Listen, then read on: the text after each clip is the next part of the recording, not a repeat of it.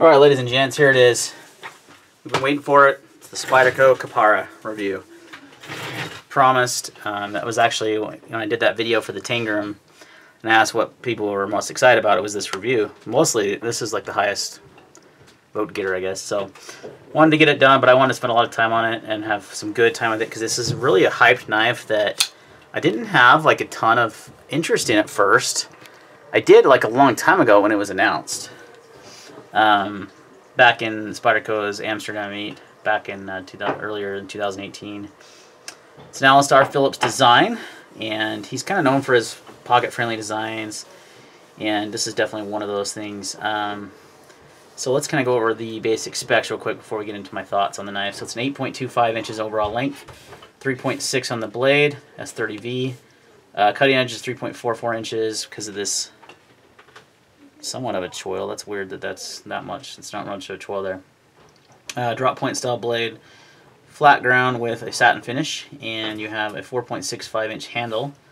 It is 1 inch thick, width-wise this way, excuse me, and it's 0.5 inches, 0.51, so I mean it's 0.5 essentially. It's pretty slim. And carbon fiber handles, actually roll carbon fiber. Go Spyderco. Stainless steel liners, weighs in at 3.4 ounces. It does sport a compression lock, and we're going to compare it to another infamous compression lock knife here in a moment. But I want to start out with my initial thoughts of this knife. So when it first came out, and these run about 188 bucks, I think is the map on it. Yeah, 188 bucks. At first, when Spyderco was releasing all these new knives, like the Techno 2, a bunch of other ones. Techno 2 is not a good example because that's not an S30, but a lot of the new ones are an S30V, and I'm like, it's kind of an old steel. You think they would have gone S35, or they would have gone M390, CTS, XHP, something along those lines. But a lot of their new knives came out in S30V, and I was kind of weird. And Benchmade did the same thing. It's kind of strange this year. It's been a weird year, kind of like a step backwards. But S30V is a good steel when heat treated properly, and Spyderco does a good job on their heat treats. So. But I thought the price was going to be a little high, and that's going to kind of what we're going to talk a little bit more about that. But this knife is got some beautiful carbon fiber scales, and it's nice to see Spyderco do some nice real carbon fiber. They've kind of always, not always, but there's a few models that have carbon fiber, like the Rubicon, the original Rubicon stuff. But a lot of times they go with that like laminate G10 carbon fiber laminate stuff. Not as nice, doesn't look nearly as good. This is fantastic looking. It's just a great looking carbon fiber. So aesthetically, really, really pleasing. You got the nice red G10 back spacer to kind of offset the black, kind of that like Black Widow look for the, you know, on the butt of the Spyder kind of thing. Pretty cool idea there. Nice action on this guy. It is on phosphorus bronze washers. Now, let me tell you what I like about kind of the pros, and we'll go over the cons, and that'll kind of be the wrap up the video. Pros, first of all, the first thing that comes to mind is this handle is oh man, it's so comfortable. It's like one of the most comfortable knives I've ever put in my hand. It is so good. So ergonomic, just fits the hand so nicely. I wear a medium-sized glove, and you can see it's, even guys that have large hands, it's not going to be a problem, but even though I don't have huge hands or anything, it's not too big. Not at all. So the handle is great size, and it's super comfortable, like one of the most ergonomic knives I've had in a long time. I like the compression lock. I've always been a fan of the compression lock. This action, by the way, is out of the box just probably a week plus of carry and use. It's not, there's no lube on this. I haven't done anything. Very smooth. I love the compression lock though, and this compression lock is a little different than we're used to seeing, and we'll get into that when I compare it to another knife. It's lightweight. Weighs like what I say, 3.5 ounces, somewhere around there. Very lightweight for its size. It's a good sized knife. I mean, overall length of 8.25 and weighs 3.4 ounces. So it's very lightweight. Carries nice and light. I love the, this is one thing I really like, and I don't typically like about Spyderco's, is how wide the blades are, how wide they are in the pocket. It's, and I should have brought my smoke out, that would have been a good comparison. But look at the Para 2 here, and how much wider it is. It's because of this hump on where the Spidey hole is, right? I mean, if you were to put it side by side, you can see it's a pretty large difference of how wide these knives are. I'm just going to set them on each other. You can see quite a bit more of the Para 2 blade. So I like that they did that. It's still a little wide, about a 1 inch, which isn't bad. It's pretty slim, but it could have been slimmer. But it's hard to make it slimmer with that Spidey hole. So that's kind of one of those things. So it's slim for a Spidey is what I wrote in my notes. I love that they went with the wire clip. The wire clip is Spyderco's best clip. It's deep carry. It works so well. It's so easy to get on and off the pants. It looks good. I mean, it's much better than this type of clip. Much better. I'm so glad they went with that. Love the wire clip. The carbon fiber is beautiful. Another thing I love about this knife is just the absolutely nice, such nice carbon fiber. So well done. There's no voids. It's so well finished. It's just awesome. So Taichung factory did a great job with this on the carbon fiber. Looks fantastic. So good. Blade shape. I love the blade shape. It is kind of not quite, I mean, it's designed, the whole idea of this knife is kind of more of a food prep type knife, right?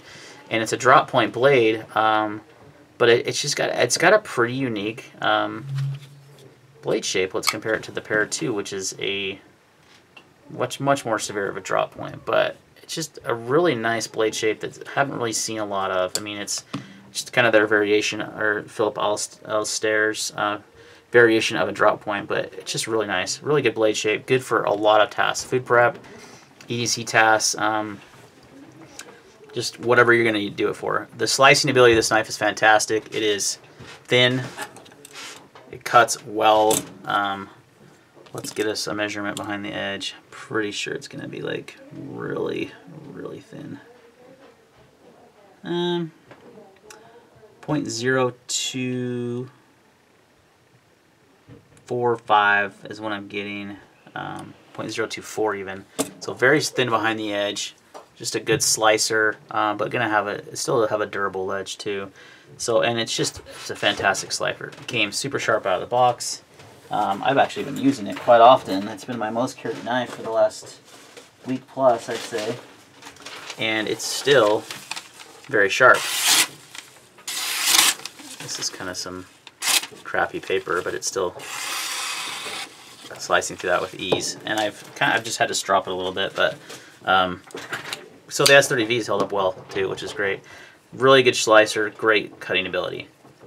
And the action, like I talked about, is fantastic on this guy. I haven't lubricated it, just kind of out of the box, and it just falls shut now. I mean, you just disengage that lock and it just falls on itself. It's really good. Look at this Para 2. This is actually a buddy of mine. And I have to kind of like shake it. It just doesn't really and I haven't done anything. This pivot has not been touched. It's not loosened. This is how it came from the factory. So just a comparison with another compression lock here it's just not nearly as smooth. This guy is super smooth out of the box. Now that can vary knife to knife, but mine is very smooth. So the action is fantastic. So those are most of the pros, which that's a lot of pros, guys. The cons are all pretty nitpicky. They're not real cons. They're not, hey, don't buy this knife. Like, no way. Like, this knife is fantastic. It's first one is it's a little pricey for S30V still. Again, that kind of goes back to what we talked about earlier in the video, where they kind of brought all these knives out with S30, and it just seems like a lot, almost 200 bucks for S30. No jimping on the thumb ramp. Like, look at the Para 2, and it's got this beautiful, wonderful jimping right here that really locks your thumb in right there, right? And right here by the compression lock. There's none of that on there. This actually may be a positive for a lot of people. For me, it wasn't really negative, too much of a negative, but it kind of was. That it didn't have any jimping right there, because this knife is pretty slick. You got these nice slick carbon fiber handles, and you don't have much jimping to hold your hand there. So it definitely locks in well right here with this choil of the knife, but it could use some jimping right there, even a little bit. The other thing is there's no sharpening choil on this guy. Would have been nice to see a Ricasso right here, sharpening Ricasso, sharpening choil right there, just to make it a lot easier to sharpen this knife. It's going to kind of be a bear. And a lot of Spyderco knives are like that. I mean, that's how the Para 2 is as well, as you can see. So, but that is one thing that I may kind of knock the knife for. Sometimes the compression lock can be difficult to disengage. It's a lot different than a Para 2, Para 3, a lot of the other compression locks. You can see here that the cutout, like on the Para 2, and what I'm used to on most compression locks, is it's got this little bit of a lip here. So let me just show you what I mean right there. Right there. So it's cut out right here, and this kind of stands up, and and then it is also cut out right there. So it kind of like sticks up, and it's a great place for your finger to find it and to shut the knife. The Kapara does not have that. It's pretty much one solid piece up until right about there, and then, you know, I prefer what they've done. It's still flush on the Para 2, but I prefer that. I think it's a little bit easier to disengage and unlock. Sometimes this can be a little, it's not, I mean, obviously you're seeing me doing it right here and I'm having no issues, right? At first I think it was worse when the knife was brand new, that it wouldn't like disengage all the time, you know, without, it was just, it's just a different design, and I think they did it to make it more streamlined and such, but I kind of like the style of the Para 2 better as far as the compression lock goes. And the other thing is, this knife came a little off center. You can see it kind of favors the left just a titch, right? And I have not really done much to fix that, but I don't know that there's much I can do because that pivot is pretty tight. It's not like loose, and you know, loosening it too much will cause some blade play and such. So it's, you know, that's one thing. It wasn't really great, and it wasn't on center. So I mean, that's again real nitpicky thing. It's barely off center. The last thing that's kind of a negative to me is the Spidey hole is a little sharp. I found myself catching my finger on the inside of it. I'm trying to feel how the Para 2 is. Yeah, so I feel like the hole could be just smoothed out better inside. It's a little sharp, and it tends to catch your finger sometimes. And I've where I've gone to open it, kind of messing around with it, and my finger kind of almost gets stuck in the hole, and then it kind of doesn't open all the way, and it can cause a hazard and cut you. So that's one thing. Just again, real nitpicky stuff. You know, you can definitely adapt, but I've never really had that issue like on a Para 2 before or anything like that, or any Spyderco that I can think of. So other than that, guys, this is a fantastic folder. It is Spyderco's 2018 Knife of the Year. I'm emphasizing Spyderco's 2018 Knife of the Year. A lot of guys are calling this the Knife of the Year, which I can see why they're doing that. There is a lot of good knives out there, but this is definitely one of the top that was released this year, in my opinion. I'm not going to call it my Knife of the Year, but it is definitely Spyderco's best knife that they've released in a long time.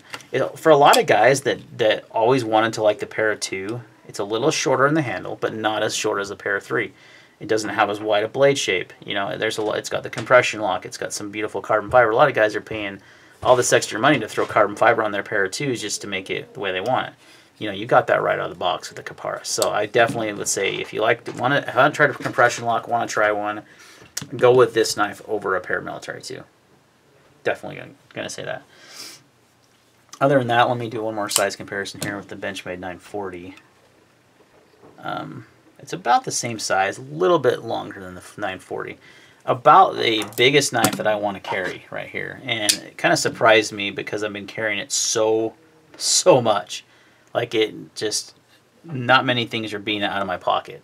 And a lot of that's because I was reviewing the knife, so take that for a grain of salt. There's the new Gavco Thresher as well, about the same size. So, just a fantastic knife, guys. Definitely Spyderco's best knife of this year, and probably in a long time. I think it's going to be just really hard to get your hands on. Really good seller for them. Very well made, well done by the Taichung factory. Just a fantastic, fantastic design and a fantastic execution of that design by Spyderco. So, again, nitpicky stuff for the cons. Most of it's all positive. I would love to see it in a little bit better blade steel. Nothing wrong with S30V for your typical EDC stuff, but you know, for the price, I feel like it should be a little bit more. But that's it, guys. That's going to wrap up the video on the Spyderco Kapara. Let me know your thoughts down below, and we'll see you on the next video.